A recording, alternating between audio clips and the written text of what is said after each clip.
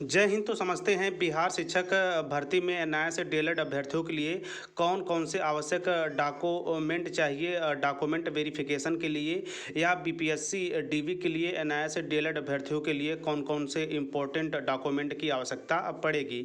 इसके साथ साथ यह महत्वपूर्ण वीडियो केवल और केवल एनआईए से डीएलएड अभ्यर्थियों के पीआरटी में डॉक्यूमेंट वेरिफिकेशन को लेकर बनाए गए हैं। इसके साथ साथ आपका कुछ और भी इस वेरिफिकेशन के संबंध में कमेंट रहते हैं कि सर यदि हमने 12th प्लस डीएलएड यदि आवेदन करते समय टिक किया है तो हमें आगे क्या समस्या होगी। इसके साथ साथ एक और बिंदु यहाँ पे होता है कि यदि हमने आवेदन के समय ग्रेजुएशन प्लस डीएलएड का ऑप्शन टिक किया है तो हमें क्या हम सेफ जोन में हैं। तो सब मिलाकर एनआईए से डीएलएड अभ्यर्थियों के डॉक्यूमेंट वेरिफिकेशन को ध्यान में रखते हुए मैं संपूर्ण महत्वपूर्ण जानकारियाँ इस छोटी सी वीडियो के माध्यम से साझा करने वाला हूँ। ऐसे में जल्द ही बीपीएससी की तरफ से ऑफिशियल नोटिस के माध्यम से आप लोगों के डीवी का जो कार्यक्रम है वो प्रारंभ होने वाला है। वर्तमान में माध्यमिक का चल रहा है। तो चलिए शुरू करते हैं। और इसके साथ साथ महत्वपूर्ण जो अन्य राज्यों में भर्तियां हुई हैं, स्पेशली 50% को लेकर, या आपके मन में जो शंका रहता है कि हमने एनआईए से डीएलएड प्लस 12th का जो ऑप्शन है वो टिक किया है, तो उस पर भी बात करेंगे। तो देखिए, विभिन्न राज्यों की शिक्षक भर्तियों को भी बिंदुवार देखेंगे, जहां से एनसीटी की गाइडलाइन क्या कहती है।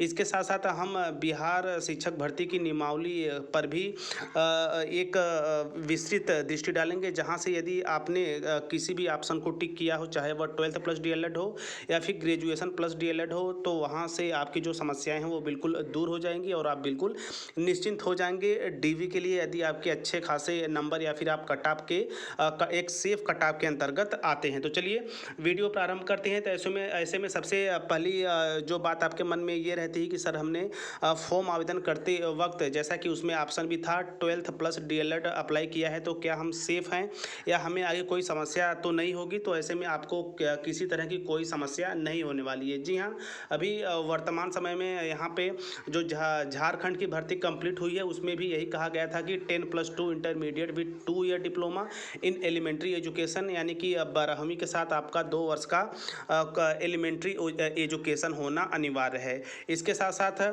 10+2 intermediate with 45 marks with 2 year diploma in elementary education NCT from 2002, यानी कि 2002 एनसीटी के अनुसार 12वीं के 50% अंकों के साथ यदि आपने डीएलएड किया है तो भी प्राथमिक शिक्षक भर्ती में वैलिड किया जाएगा। तो ये रहा झारखंड का वर्तमान समय में जो अभी भर्ती कंप्लीट हुई है उसका नोटिफिकेशन था।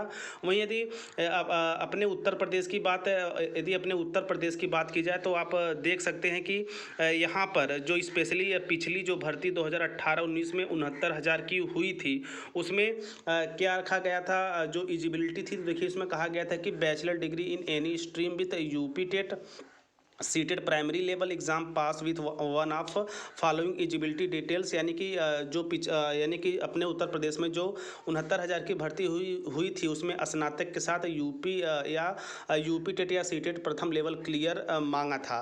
तो यहाँ पे देखिए, यदि आपने 12th के साथ डीएलएड किया है या फिर आपने ग्रेजुएशन के साथ डीएलएड किया है तो आपको यहाँ पे घबराने की कोई बात नहीं है। आपने यदि आवेदन कर लिया है या आवेदन करने के समय टिक कर दिया है तो आपको डीवी में किसी तरह की कोई समस्या नहीं होने वाली, क्योंकि नियमावली के अंतर्गत जो चीज़ें आती हैं उसे लेकर डॉक्यूमेंट वेरिफिकेशन के समय हमें समस्या नहीं होती। तो ऐसे में यहाँ पे एक बात क्लियर होती है कि आप सभी एनआईए से डीएलएड अभ्यर्थी जिन्होंने 12th प्लस डीएलएड का ऑप्शन चूज किया था, तो आप बिल्कुल सेफ हैं। आपको डॉक्यूमेंट वेरिफिकेशन के समय किसी भी तरह की कोई समस्या नहीं होने वाली है।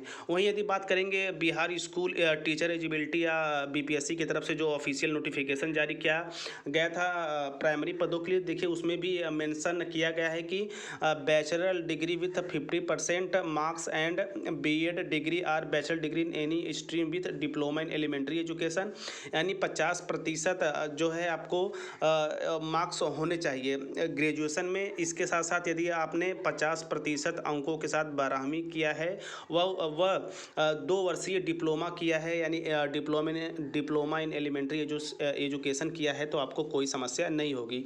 तो यहाँ पे आप देख सकते हैं 10+2+ बैचलर दोनों को स्थान दिया गया है। तो आप आवेदन के समय किसी भी पे टिक कर दिए होंगे, आपको डीवी में कोई जो है समस्या नहीं होने वाली, स्पेशली एनआईएस शिक्षक अभ्यर्थियों को।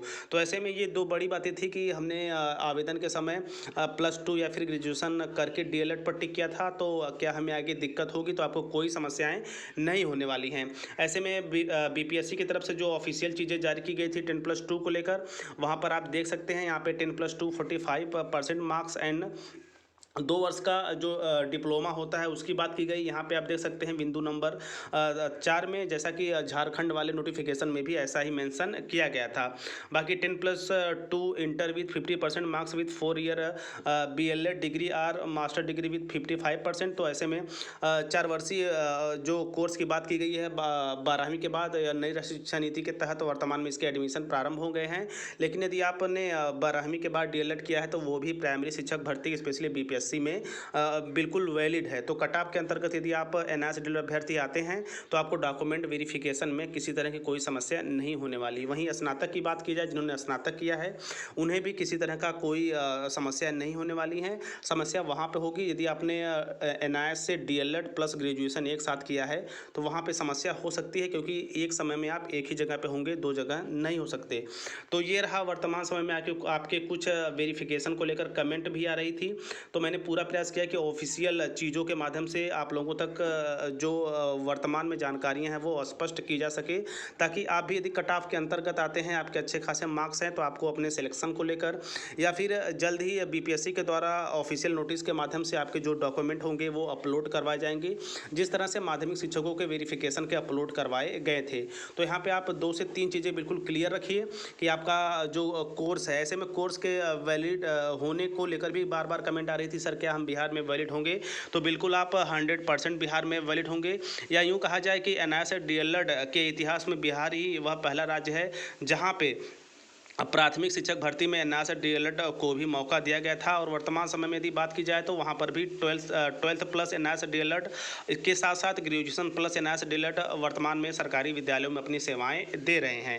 तो ऐसे में मेरा पूरा प्रयास रहता है कि एनआईएस डीएलएड की वर्तमान में जो स्थितियाँ बन रही हैं और आपके अंदर जो विचार या फिर कुछ इस तरह के कमेंट आते हैं जिस पर वीडियो बनाना आवश्यक हो जाता है, तो मैं पूरा प्रयास करता हूँ कि ऑफिशियल चीज़ों के माध्यम से आप लोगों तक समस्त जानकारियाँ रखी जाएँ, ताकि आपको अपने कोर्स को लेकर और वर्तमान में बीपीएससी के डीवी को लेकर यानी डॉक्यूमेंट वेरिफिकेशन को लेकर आपके मन में किसी तरह का शंका न रहे।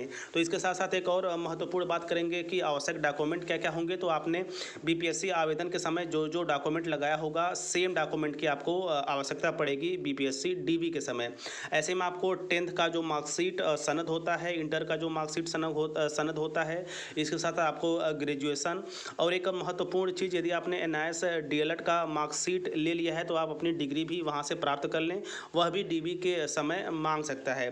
बाकी ज़्यादा डॉक्यूमेंट की आवश्यकता नहीं होती। सर्वप्रथम बीपीएससी की तरफ से इसे ऑनलाइन अपलोड करवाया जाता है, उसके बाद आपको ऑफलाइन बुलाया जाता है उसके मूल प्रतियों के साथ डॉक्यूमेंट वेरिफिकेशन के लिए। तो बिल्कुल निश्चिंत रहिए, आप यदि एनआईएस डीएलएड के बेस पर बीपीएससी का आवेदन किए हैं तो आपके डॉक्यूमेंट वेरिफिकेशन में किसी तरह की कोई समस्याएं नहीं होने वाली हैं। आप अपने सभी डॉक्यूमेंट जो हैं अपने पास रखें, और मैं ऐसा आशा करता हूं कि आप सभी डॉक्यूमेंट अपने पास रखे होंगे और लगभग उत्तर कुंजी के साथ अपने प्रश्नों का मिलान भी कर लिए होंगे और सेफ स्कोर के अंतर्गत होंगे। और मेरा पूर्ण विश्वास है कि इस बिहार शिक्षक भर्ती में एनआईएस डीएलएड से काफ़ी बड़ी संख्या में अभ्यर्थियों का चयन होगा। इसके साथ साथ आने वाले 1 से 2 महीनों में फिर लाखों पदों पर भर्तियाँ बिहार में ही आने वाली हैं, तो उसकी भी आप तैयारी करते रहिए। मान लीजिए इस बार की कुछ नंबरों से या फिर किसी वजह से चूकते हैं तो अगले एग्जाम में हम अपनी एक सीट अवश्य सेफ कर पाएँ। तो ये रहा पूरा विश्लेषण BPSC DV specially NIS DElEd को विशेष बिंदु बनाते हुए जो महत्वपूर्ण जानकारियाँ थी मैंने आप लोगों तक पहुँचाने का काम किया है। इसके साथ साथ आप ऐसे ही महत्वपूर्ण जानकारियों के लिए टीचर प्लानिंग पॉइंट चैनल का टेलीग्राम भी ग्रुप ज्वाइन कर लीजिए, क्योंकि जो ऑफिशियल लेटर, गैजेट या नोटिफिकेशन किसी तरह के बदलाव और मुख्य जो वैकेंसीज आती हैं वहाँ पर भी उसके लेटर जारी कर दिए जाते हैं। वहाँ से आप बिल्कुल अच्छे ढंग से चीज़ों को पढ़ व समझ सकते हैं, क्योंकि हर चीज़ पे वीडियो बनाना संभव नहीं हो पाता। तो आई होप आप चीज़ों को समझे होंगे। फिर भी यदि आपके मन में किसी तरह का शंका है, किसी तरह के सवाल उठ रहे हैं, तो आप कमेंट बॉक्स में अपना मैसेज छोड़िए, मैं उसका रिप्लाई अवश्य करूँगा। क्योंकि हमारा एक ही उद्देश्य है कि जितने भी एनआईए से डीएलएड अभ्यर्थी हैं उन्हें शिक्षक पात्रता परीक्षा के साथ साथ सभी राज्यों में होने वाली शिक्षक भर्तियों में अन्य डिप्लोमा व डिग्रीधारियों की तरह पूर्णतया 100% दर्जा दिया जाए, उन्हें भी अन्य के बिल्कुल इक्वल समझा जाए। बाकी एनआईए से डीएलएड से जुड़ी और जो भी महत्वपूर्ण जानकारियाँ आएंगी उसके लिए आप टीचर प्लानिंग पॉइंट चैनल के साथ बने रहिए, क्योंकि यहाँ बात होती है सिर्फ और सिर्फ शिक्षक भर्ती की। तो आई होप जो एक सपना है भारत को विश्व गुरु एक बार फिर से बनाने का, उसमें आप सकुशल अपना योगदान देंगे। और मेरा पूर्ण विश्वास है कि बड़ी संख्या में इस बार चयन होने वाले हैं और आगे आने वाले 2-3 महीनों में भी बड़ी संख्या में चयन होंगे। बाकी चीज़ों के लिए आप बने रहिएगा। तो मिलते हैं नेक्स्ट वीडियो नेक्स्ट इन्फॉर्मेशन के साथ। तब तक स्वस्थ व्यस्त और मस्त रहिए। जय हिंद, वंदे मातरम।